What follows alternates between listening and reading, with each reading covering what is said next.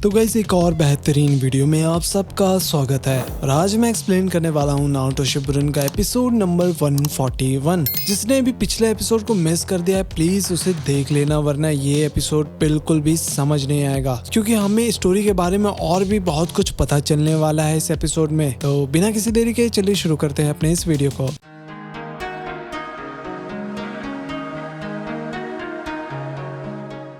Episode की शुरुआत में मदारा कहता है कि जब नाइन टेल ने अटैक किया तो लीफ के लीडर्स को लगा कि ये काम उचिहा क्लैन का है, तो उन्होंने क्लैन को विलेज से दूर कर दिया। उसके साथ एक स्पाई भी भेजा, यानी तुम्हारा भाई इटाची उचिहा। उसके बाद उसका कष्ट शुरू हुआ। सास्के कहता है कि हाँ, क्या इटाची सच में एक स्पाई था? मदारा कहता है कि एक उचिहा होने के बावजूद तुम्हें कुछ भी नहीं पता, क्योंकि तुम बहुत छोटे थे, लेकिन ये सब सच है। तुम्हारे फादर फुकाकू वो कू प्लान के मास्टरमाइंड थे और इटाची ऑनबू के ब्लैक ऑप्स में गया तुम्हारे फादर के कहने पर। हालांकि ये बिल्कुल उसका उल्टा था। दूसरी भाषा में कहूँ तो वो एक डबल एजेंट था। तुम सोच भी नहीं सकते कि उस पर कितना बड़ा बोझ था। फिर सास्के कहता है लेकिन क्यों आखिर इटाची अपने क्लैन को क्यों धोखा देगा? फिर मदारा कहता है कि क्योंकि तुम्हें कभी समझ नहीं आएगा, क्योंकि तुमने कभी जंग नहीं देखी है। जब थर्ड ग्रेट निंजा वॉर हुआ तो उसने बहुत सारी मौतें देखी, जो बहुत ही खौफनाक था। इतने कम उम्र में ये सब देखना, उसके बाद से ही वो जंग के खिलाफ हो गया। अपने क्लैन के कर्तव्य के बजाय वो एक बेहतरीन निंजा था, लेकिन विलेज के लीडर्स ने उसके साथ गलत किया और उसे एक मिशन में भेज दिया जो पूरे उचिहा क्लैन को खत्म कर दिया। उस पर क्या बीती होगी जब उसे ये मिशन के बारे में बताया गया होगा। अपने लोगों को मारने के लिए वो मंजर काफी खौफनाक रहा होगा, लेकिन अगर उचिहा क्लैन के कुछ मेंबर्स ने वो काम कर दिया होता तो लीफ विलेज और लैंड ऑफ फायर को बहुत ही बड़ा खतरा हो सकता था और बाकी नेशंस विलेज पर हमला भी कर सकते थे। ये आराम से फोर्थ ग्रेट निंजा वॉर शुरू कर सकता था, लेकिन इसमें उन मासूम लोगों का क्या कसूर था? अगर तुम इटाची के जगह होते तो तुम क्या करते? तो उसने अपना निर्णय बना लिया था और वो अपने क्लैन को खत्म करने का फैसला ले चुका था। हाँ, वो उचिहा से नफरत नहीं करता था। उसने वही किया जो उसे करना चाहिए था। जो भेदभाव विलेज की ओर से होता था उसने सब कुछ अपने कंधों पर ले लिया। किसी ने उससे वो बलिदान के बारे में सवाल नहीं किया। सच कहूँ तो मैं भी पहले सेंजू के बनाए लीफ के खिलाफ जंग करने की तैयारी कर रहा था और उचिहा के खिलाफ भी, लेकिन इटाची को मेरे अस्तित्व के बारे में मालूम था और उसने मेरे पास एक प्रस्ताव रखा। द थर्ड होकागे ने उचिहा क्लैन से समझौता करना चाहा, लेकिन अंत में उन लोगों ने ये प्रस्ताव ठुकरा दिया। और फिर वो रात आया जब उस इंसान ने पूरे क्लैन को खत्म कर दिया और एक भगोड़ा निंजा बन गया। ये सब कुछ उसके मिशन का हिस्सा था और उसने बखूबी अपने मिशन को पूरा किया, लेकिन वो अपने छोटे भाई को नहीं मार सका। उसके बाद इटाची ने थर्ड होकागे से विनती की तुम्हारी सुरक्षा के लिए। फिर उसने डांजो को भी जाकर धमकी दिया कि अगर तुम्हें कुछ हुआ तो इटाची लीफ के सीक्रेट को सभी नेशंस को बता देगा। वो तुम्हारी फिक्र करता था और उससे जितना हुआ उसने तुम्हें बताया। फिर सास्के को वो रात याद आता है जब इटाची उसको कहता है कि जाओ, मैं तुम्हें जीने देता हूँ। जब तुम्हारे पास मेरे जैसी आंखें होंगी फिर वापस आना। फिर मदारा कहता है कि उसने तुम्हें एक कारण दिया ताकि तुम उससे बदला ले सको और साथ में तुम ताकतवर भी बन जाओ। वो तुम्हें विश्वास दिलाना चाहता था कि उचिहा क्लैन एक अव्वल दर्जे का क्लैन है।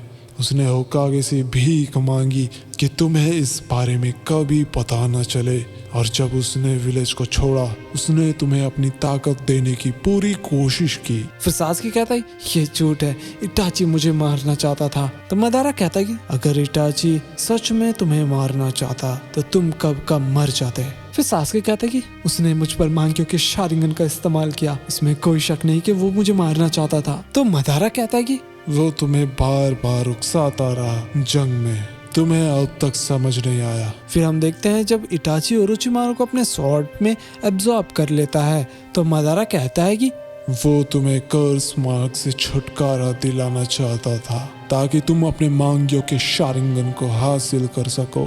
उसने उस बैटल में सब कुछ प्लान के हिसाब से किया। तो सास्के कहता है तुम झूठ कह रहे हो, मुझे पता है तुमने कहा था कि नाइन टेल ने अपने आप विलेज पर हमला किया था, लेकिन इटाची ने बताया कि वो सिर्फ और सिर्फ तुम्हारा काम था। तुमने ही किसी उचिया के दिमाग में उल्टा सीधा चीज डाला होगा और तुमने इटाची के साथ हाथ मिलाकर क्लैन को खत्म कर दिया। तो मदारा कहता है कि इटाची तुमसे झूठ कह रहा था, उसे डर था कि तुम्हें कहीं सच्चाई पता न चल जाए, इसलिए उसने अमातेरासु को तुम्हारे अंदर लगाया था। सास्के कहता है कि मैं तुम्हारे ऊपर कभी विश्वास नहीं करने वाला। इटाची एक घटिया इंसान था, वो एक क्रिमिनल था जिसने अपने क्लैन को खत्म कर दिया। तो मदारा कहता है कि उसने सारा बोझ खुद पर ले लिया और अपने विलेज को छोड़ दिया। वो हमेशा अपने विलेज के बारे में अच्छा ही सोचता था, और जैसा कि वो तुम्हारे बारे में सोचता था सास्के।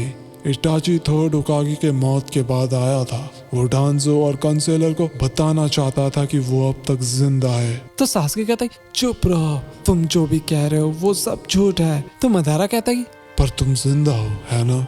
यह सुनकर सास्के शॉक हो जाता है। फिर सास्के को इटाची के सारी कई बातें याद आने लगती है। तो मदारा कहता है तुम्हारी आंखें इटाची की एक भी माया जाल को नहीं समझ सका। इटाची ने अपने दोस्त, अपने प्यार को, अपने माँ बाप को, सबको मार दिया, लेकिन सिर्फ अपने भाई को नहीं मार सका। उसने अपने फीलिंग्स को खत्म कर दिया ताकि वो अपने क्लैन को पूरी तरह मिटा सके, लेकिन अपने छोटे भाई को नहीं मिटा सका। तुम्हें अब भी समझ नहीं आ रहा, उसके लिए तुम विलेज से भी बढ़कर थे, और मौत से पहले वो देखना चाहता था कि तुम कितने ताकतवर हो चुके हो। अपने बीमारी के बजाय वो दवाई की मदद से जिंदा था, सिर्फ और सिर्फ तुम्हारे लिए, ताकि लीव विलेज में शांति बने रहे। और वो तुम्हारे लिए ही एक अपराधी और एक धोखेबाज के रूप में मारा गया, लेकिन फिर भी वो हंसते हुए मरा, और वो अब तक तुम्हें बेवकूफ बनाता रहा। फिर सास्के को पास्ट याद आता है। जब सास्के घर में खेल रहा था तभी इटाची घर वापस आता है। तो सास्के अपने भाई से मिलता है और कहता है कि हे चलो बाहर जाकर खेलते हैं। तभी उसकी माँ आती है और कहती है कि रुको सास्के, इटाची को होमवर्क भी करना है, उसके बाद चले जाना। तो इटाची कहता है कि ठीक है, मैं बाद में होमवर्क कर लूंगा। थोड़ी देर बाद सास्के और इटाची खेल रहे थे। फिर सास्के इटाची को ढूंढ लेता है। तो इटाची कहता है कि हाँ, लेकिन तुम हार गए। फिर इटाची वहाँ से गायब हो जाता है। फिर रात में सास्के कहता है कि हे डैड, इटाची और मैं हाइड एंड सीक खेल रहे थे, तो इटाची ने क्लोन जुत्सु का यूज करके मुझे बेवकूफ बना दिया, क्या ये सही है? डैड कहते हैं कि वाह, तुम क्लोन जुत्सु मास्टर कर चुके हो। फिर सास्के कहता है कि हे, डिनर के बाद क्या तुम मुझे क्लोन जुत्सु सिखाओगे?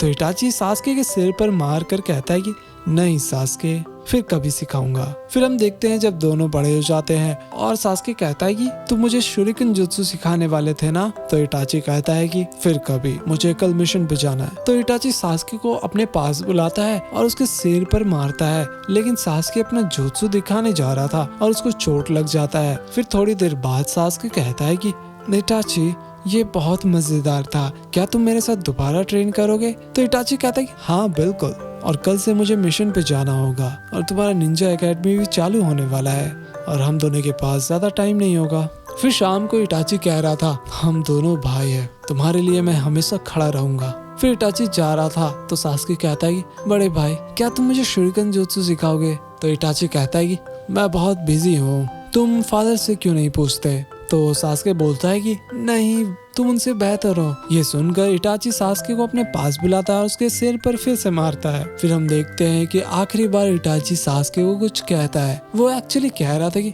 मुझे माफ करना सास्के, लेकिन जो है यही है। और फिर इटाची हंसते हुए हमेशा के लिए चला जाता है। प्रेजेंट में सास्के रोने लगता है ये याद करके और कहता है कि अब से हम ताका कहलाएंगे और हमारा एक ही मिशन है, लीव विलेज का खात्मा। और ये एपिसोड यहीं पर ख़त्म हो जाता है। तो गाइज, हम लोगों ने 5000 सब्सक्राइबर्स तो कंप्लीट कर लिया है, लेकिन अभी 10,000 सब्सक्राइबर्स कंप्लीट करना बाकी है। तो जल्दी सब्सक्राइब करो और दोस्तों के साथ शेयर करना बिल्कुल भी मत भूलना। तो मिलते हैं अगले एपिसोड में, तब तक के लिए बाय बाय।